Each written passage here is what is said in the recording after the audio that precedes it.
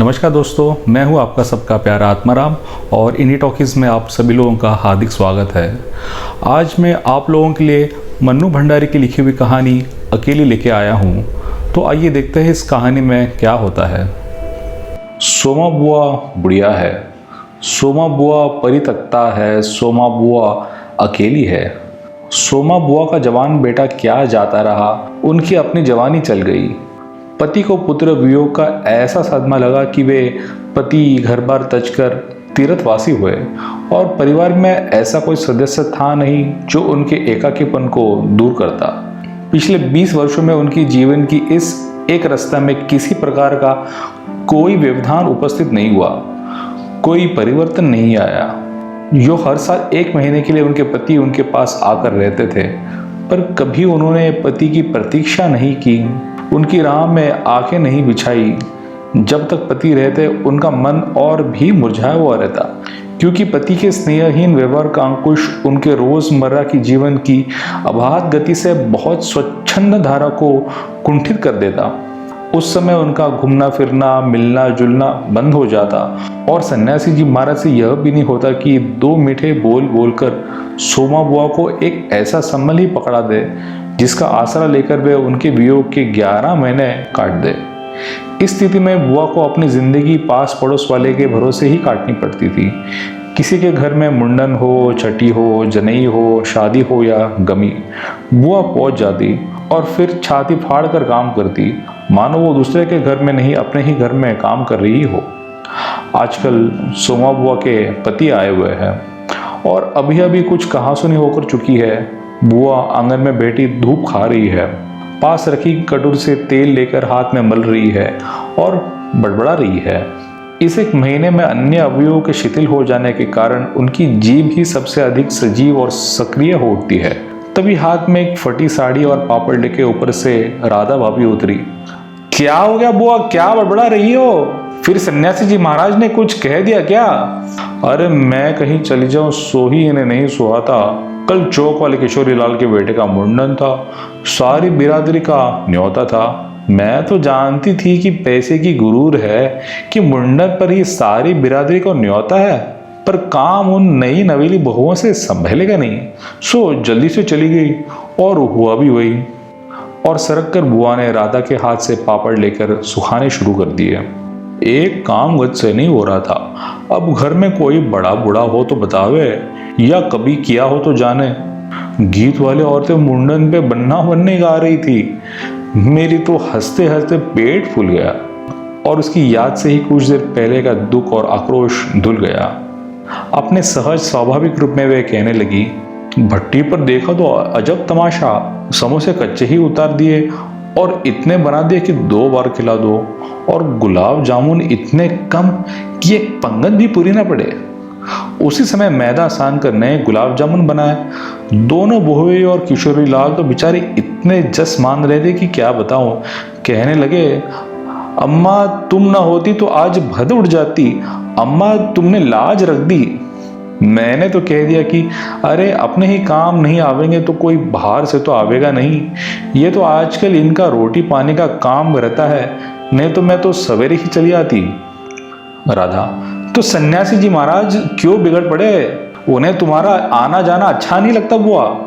यो तो मैं कहीं जाऊँ आऊँ सो ही इन्हें नहीं सुहाता, और फिर कल किशोरी के यहाँ से बुलावा नहीं आया। अरे मैं तो कहती हूँ कि घर वालों को कैसा बुलावा, वे लोग तो मुझे अपनी माँ से कम नहीं समझते। नहीं तो कौन भला ये भट्टी और भंडार घर सौंप दे। पर उन्हें अब कौन समझावे। कहने लगे, तू जबरदस्ती दूसरे के घर में टांग अड़ाती फिरती है। और एकाएक उन्हें क्रोध भरी वाणी और कटुवचनों का स्मरण हो आया, जिनकी बौछार कुछ देर पहले ही उन पर होकर गुजर चुकी थी। याद आते ही फिर उनके आंसू बह चले। अरे रोती क्यों हो बुआ? कहा सुनना तो चलता ही रहता है। सन्यासी जी महाराज 1 महीने को तो आकर रहते हैं, सुन लिया करो और क्या। सुनने को तो सुनती ही हूँ, पर मन तो दुखता ही है। 1 महीने के तो आते हैं तो कभी मीठे बोल नहीं बोलते। मेरा जाना आना इन्हें सुहाता नहीं। तो तू ही बता रहा था, ये तो साल के 11 महीने हरिद्वार रहते हैं, इन्हें तो नाते रिश्ते वालों से कुछ लेना देना नहीं, पर मुझे तो सबसे निभाना पड़ता है। मैं भी सबसे तोड़ ताड़ कर बैठ जाऊँ तो कैसे चले। मैं तो इनसे कहती हूँ कि जब पल्ला पकड़ा है तो अंत समय में भी साथ ही रखो। सो तो इनसे होता नहीं। सारा धर्म कर्म यही लूटेंगे, सारा जस यही बटोरेंगे और मैं अकेली पड़ी पड़ी यहाँ इनके नाम को रोया करूँ। उस पर से कहीं जाऊँ आऊँ वे भी इन्हें बर्दाश्त नहीं होता। और बुआ फूट फूट कर रो पड़ी। राधा ने आश्वासन देते हुए कहा, रो नहीं बुआ, अरे वो तो इसलिए नाराज हुए कि बिना बुलाए तुम चली गई। अरे इतने हंगामे में बुलाना भूल गए तो मैं भी मान करके बैठ जाती, फिर घर वालों को कैसे बुलाना। मैं तो अपनेपन की बात जानती हूँ। कोई प्रेम नहीं रखे तो 10 बार बुलावे पर भी नहीं जाऊं, और प्रेम रखे तो बिना बुलाए भी सर के बल चली जाऊं। मेरा अपना हरकू होता और उसके घर काम होता तो मैं क्या बुलावे के भरोसे बैठी रहती। मेरे लिए जैसा हरकू वैसा किशोरी लाल। आज हरकू नहीं है इसलिए दूसरे को देख देख कर मन भरमाती रहती हूँ। और वे हिचकियाँ लेने लगी। सूखे पापड़ को बटोरते बटोरते स्वर को भरसक कोमल बनाकर राधा ने कहा, तुम भी बुआ बाग को कहाँ से कहाँ ले गई। अब चुप भी हो जाओ, पापड़ बुनकर लाती हूँ, खाकर बताना कैसे है। और वह पापड़ लेकर ऊपर चढ़ गई। कोई सप्ताह भर बाद बुआ बड़े प्रसन्न मन से आई और सन्यासी जी से बोली, सुनते हो, देवर जी के ससुराल वालों की किसी लड़की का संबंध भगीरथी के यहाँ हुआ है। वे सब लोग यही आकर ब्याह कर रहे हैं। देवर जी के बाद तो उन लोगों से कोई संबंध ही नहीं रहा, फिर भी तो है समधी ही। वे तो तुमको भी बुलाए बिना नहीं मानेंगे। समधी को आखिर कैसे छोड़ सकते हैं। और बुआ पुलकित होकर हंस पड़ी। सन्यासी जी की मौन अपेक्षा से उनके मन को ठेस तो पहुंची, फिर भी वे प्रसन्न थी। इधर उधर जाके वे विवाह की प्रगति की खबर लाती। और एक दिन वे ये भी सुन आई कि उनके समधी यहाँ आ गए हैं और जोर शोर से तैयारियां हो रही है। सारी बिरादरी को दावत दी जाएगी, खूब रौनक होने वाली है। दोनों ही पैसे वाले ठहरे। क्या जाने हमारे घर तो बुलावा भी आएगा या नहीं। देवर जी को मरे 25 साल हो गए, उनके बाद से तो कोई संबंध ही नहीं रहा। रखे भी कौन, ये काम तो मर्दों का होता है। मैं तो मर्द वाली होकर भी बेमर्द ही हूँ। और एक ठंडी सांस उनके दिल से निकल गई। अरे वाह बुआ, तुम्हारा नाम कैसे नहीं हो सकता, तुम तो समधिन ठहरी। संबंध नहीं रहे तो कोई रिश्ता थोड़ी ही टूट जाता है। दाल पिसती हुई घर की बड़ी बहू बोली, है बुआ नाम है, मैं तो सारी लिस्ट देख कर आई हूँ। विधवा ननंद बोली। बैठे ही बैठे 2 कदम आगे सरक कर बुआ ने बड़े उत्साह से पूछा, तू अपनी आंखों से देख कर आई है। नाम तो होना ही चाहिए, पर मैंने सोचा कि क्या जाने आजकल के फैशन में पुराने समधियों को बुलाना हो ना हो। और बुआ बिना 2 पल भी रुके वहां से चल पड़ी। अपने घर जाकर सीधे राधा भाभी के कमरे में चढ़ी। क्यों रे राधा, तू तो जानती है कि नई फैशन की लड़की की शादी में क्या दिया जावे है। समधियों का मामला ठहरा, सो भी पैसे वाले, खाली हाथ जाऊंगी तो अच्छा नहीं लगेगा। मैं तो पुराने जमाने की ठहरी, तू ही बता दे क्या दूं। अब कुछ बनाने का समय तो नहीं रहा, 2 दिन बाकी है, सो कुछ बनाया ही खरीद लाना। क्या देना चाहती हो अम्मा, जेवर, कपड़ा, श्रृंगारदान या कोई और चांदी की चीजें। मैं तो कुछ भी नहीं समझूरी, जो कुछ पास है तुझे लाकर दे देती हूँ। जो तू ठीक समझे ले आना, बस भद्द नहीं उठनी चाहिए। अच्छा देखो पहले कि रुपए कितने हैं। और वे डगमगाते कदमों से नीचे आई। 2-3 कपड़े की गठरिया हटाकर एक छोटा सा बक्सा निकाला, उसका ताला खोला, इधर उधर करके एक छोटी सी डिबिया निकाली, बड़े जतन से खोला। उसमें 7 रुपए की कुछ रेजगारी पड़ी थी और एक अंगूठी। बुआ का अनुमान था कि रुपए कुछ ज्यादा होंगे, पर जब 7 ही रुपए निकले तो सोच में पड़ गई। रई समधियों के घर में इतने से रुपयों की बिंदी भी नहीं लगी। उनकी नजर अंगूठी पर गई। यह उनके मरे हुए पुत्र की एकमात्र निशानी उनके पास रह गई थी। बड़े बड़े आर्थिक संकटों के समय भी वे उस अंगूठी का मोह नहीं छोड़ सकती थी। आज भी एक बार उसे उठाते समय उनका दिल धड़क गया। फिर भी उन्होंने 5 रुपए और एक अंगूठी आंचल से बांध ली, बक्से को बंद कर दिया और फिर ऊपर को चली। पर इस बार उनके मन का उत्साह थोड़ा ठंडा पड़ गया था और पैरों की गति शिथिल। राधा के पास जाकर बोली, रुपए तो नहीं निकले बहू, आए भी कहाँ से, मेरे कौन कमाने वाला बेटा है। उस कोठरी का किराया आता है, उसमें 2 समय की रोटी निकल जाती है जैसे तैसे। और वो रो पड़ी। राधा ने कहा, क्या करूँ बुआ, आजकल मेरा भी हाथ तंग है, नहीं तो मैं ही दे देती। अरे तुम देने के चक्कर में पड़ती ही क्यों हो, आजकल तो लेने देने का रिवाज ही उड़ गया है। नहीं रे राधा, समधियों का मामला ठहरा, 25 बरस हो गए तो भी वे नहीं भूले, और मैं खाली हाथ जाऊँ? नहीं नहीं, इससे तो न जाऊँ सो ही अच्छा। तो जाओ ही मत, चलो छुट्टी हुई। इतने लोगों में किससे पता लगेगा कि आई या नहीं? राधा ने सारी समस्या का सीधा सा हल बताते हुए कहा। बड़ा बुरा मानेंगे, सारे शहर के लोग जावेंगे और मैं समधिन होकर नहीं जाऊंगी तो यही समझेंगे कि देवर जी मरे तो संबंध ही तोड़ दिया। नहीं नहीं, तू ये अंगूठी बेच दे। और उन्होंने आंचल की गांठ खोलकर एक पुराने जमाने की अंगूठी राधा के हाथ पर रख दी।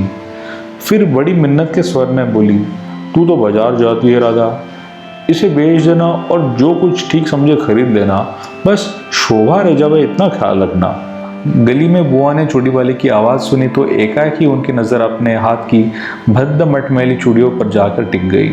कल समधियों के यहाँ जाना है, जेवर नहीं है तो कम से कम कांच की चूड़ी तो अच्छी पहन ले। पर एक अव्यक्त लाज ने उनके कदमों को रोक दिया, कोई देख लेगा तो। लेकिन दूसरे ही क्षण अपनी इस कमजोरी पर विजय पाती सी वे पीछे के दरवाजे पर पहुंच गई और 1 रुपया कलदार खर्च करके लाल हरी चूड़िया के बंद पहन लिए। पर सारे दिन हाथों को साड़ी के आंचल में ढके ढके फिरी। शाम को राधा भाभी ने बुआ को चांदी की एक सिंदूरदानी, एक साड़ी और एक ब्लाउज पीस लाकर दे दिया। सब कुछ देख पाकर बुआ बड़ी प्रसन्न हुई और यह सोच सोचकर कि जब वे ये सब दे देंगी तब उनकी समधिन पुराने बातों की दुहाई दे देकर उनकी मिलन सरिता की कितनी प्रशंसा करेंगी। उनका मन पुलकित होने लगा। अंगूठी बेचने का गम भी जाता रहा। पास वाले बने के यहाँ से एक आने का पीला रंग लाकर रात में उन्होंने साड़ी रंगी। शादी में सफ़ेद साड़ी पहनकर जाना क्या अच्छा लगेगा? रात में सोई तो मन कल की ओर दौड़ रहा था। दूसरे दिन 9 बजते बजते खाने का काम समाप्त कर डाला। अपनी रंगी हुई साड़ी देखी तो कुछ जची नहीं। फिर ऊपर राधा के पास पहुंची। क्यों राधा, तू तो रंगी साड़ी पहनती है तो बड़ी आग रहती है, चमक रहती है, इसमें तो चमक आई नहीं। तुमने कलर जो नहीं लगाया अम्मा? थोड़ा सा मान दे देती तो अच्छा रहता। अभी दे लो, ठीक हो जाएगा। बुलावा कब का है? अरे नए फैशन वाली की तो मत पूछो, ऐन मौके पर बुलावा आता है। 5 बजे का मुहूर्त है, दिन में कभी भी आ जाएगा। राधा भाभी मनी मन मुस्कुरा उठी। बुआ ने साड़ी में मान लगाकर सुखा दिया। फिर एक नई थाली निकाली। अपनी जवानी के दिनों में बुना हुआ क्रोशे का एक छोटा सा मेजपोश निकाला। थाली में साड़ी, सिंदूरदानी, एक नारियल और थोड़े से बताशे सजाए। फिर जाकर राधा को दिखाया। सन्यासी महाराज सवेरे से इस आयोजन को देख ही रहे थे और उन्होंने कल से लेकर आज तक कोई 25 बार चेतावनी दी थी कि यदि कोई बुलावा न आए तो चली मत जाना, नहीं तो ठीक नहीं होगा। हर बार बुआ ने बड़े विश्वास से कहा था, मुझे क्या बावली समझ रखा है जो बिना बुलावे चली जाऊंगी? अरे वो पास वाली की नंदा अपनी आंखों से बुलावे की लिस्ट में नाम देखकर आई है। और बुलावेंगे क्यों नहीं? शहर वालों को बुलावेंगे और समधियों को नहीं बुलावेंगे क्या? 3 बजे के करीब बुआ को अनमने भाव से छत पर इधर उधर घूमते देख राधा भाभी ने आवाज लगाई, गई नहीं बुआ? एकाएक चौंकते हुए बुआ ने पूछा, कितने बज गए राधा? क्या कहा 3? सर्दी में तो दिन का पता ही नहीं लगता है। बजे 3 ही है और धूप सारी छत पर से सिमट गई, मानो शाम हो गई हो। फिर एकाएक जैसे ख्याल आया कि ये भी तो भाभी के प्रश्न का उत्तर नहीं हुआ, तो जरा ठंडे स्वर में बोली, मुहूर्त तो 5 बजे का है, जाऊंगी तो 4 तक जाऊंगी, अभी तो 3 ही बजे है। बड़ी सावधानी से उन्होंने स्वर में लापरवाही का फूट दिया।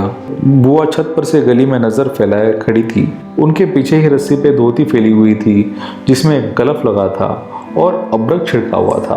अब्रक के बिखरे हुए कण रह रहकर धूप में चमक जाते थे। ठीक वैसे ही जैसे किसी को गली में घुसता देख बुआ का चेहरा चमक उठता था।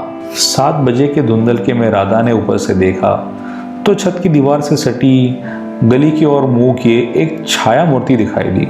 उसका मन भर आया। बिना कुछ पूछे इतना ही कहा, बुआ सर्दी में खड़ी खड़ी क्या कर रही हो?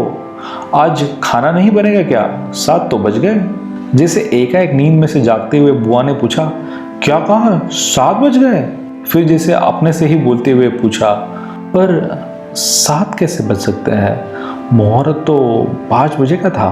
और फिर एकाएक ही सारी स्थिति को समझते हुए स्वर को भरसक संयम बनाकर बोली, अरे खाने का क्या, वो तो अभी बना लूंगी, 2 जनों का तो खाना है, क्या खाना और क्या पकाना। फिर उन्होंने सूखी साड़ी को उतारा, नीचे जाकर अच्छी तरह से उसकी तह की, धीरे धीरे हाथों से चूड़ियाँ खोली, थाली में सजाया हुआ सारा सामान उठाया और सारी चीज़ें बड़े जतन से अपने एकमात्र संदूक में रख दी और फिर बड़े ही बुझे हुए दिल से वे अंगीठी जलाने लगी। ये थी मनु भंडारी की बहुत ही भावपूर्ण कहानी अकेली। मैं आशा करता हूँ कि आप लोगों को हमारी कहानियाँ पसंद आ रही हो। अगर आप चाहते हो कि मैं आपकी लिखी हुई कोई कविता या कहानी यहाँ पे पढ़ के दिखाऊं तो आप मुझे content@indietalkies.com पे मेल कर सकते हो और मैं फिर मिलूँगा आपसे अगले सोमवार को ठीक 8 बजे एक नई कहानी के साथ। तब तक के लिए नमस्कार।